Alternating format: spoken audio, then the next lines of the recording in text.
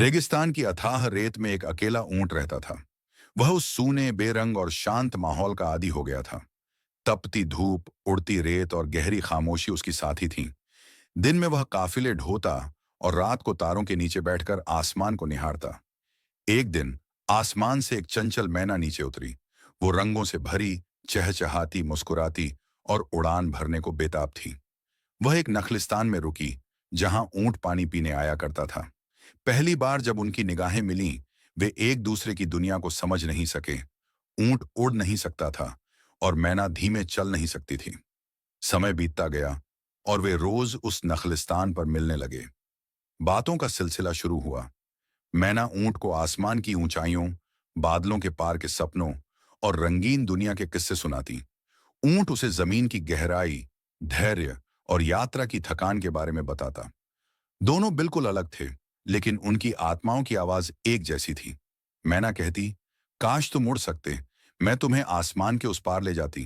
ऊंट मुस्कुराकर कहता, काश तुम मेरे साथ चल सकती, मैं तुम्हें रेत में छुपे ख्वाब दिखाता। उनके बीच प्यार पनपने लगा, लेकिन दोनों जानते थे उनकी दुनिया एक नहीं।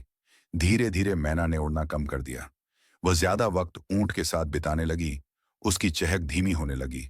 ऊंट सब समझता था, लेकिन चुप रहा। वह नहीं चाहता था कि मैना अपनी उड़ान खो दे। फिर एक दिन मैना ने उड़ना छोड़ दिया। वह पूरी तरह से ऊंट के साथ रहने लगी।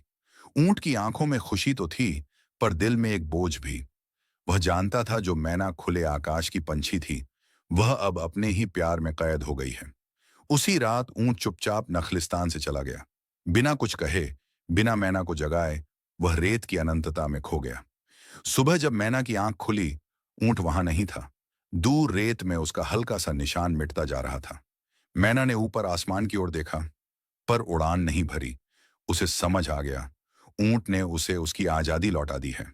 वो दिन उनके लिए एक अलविदा था, मगर ऐसा अलविदा जिसमें खुदगर्जी नहीं, सिर्फ प्यार था। त्याग भरा प्यार। सीख, सच्चा प्यार हमेशा साथ रहने में नहीं होता, बल्कि एक दूसरे की प्रकृति, आजादी और सपनों को समझने और स्वीकारने में होता है।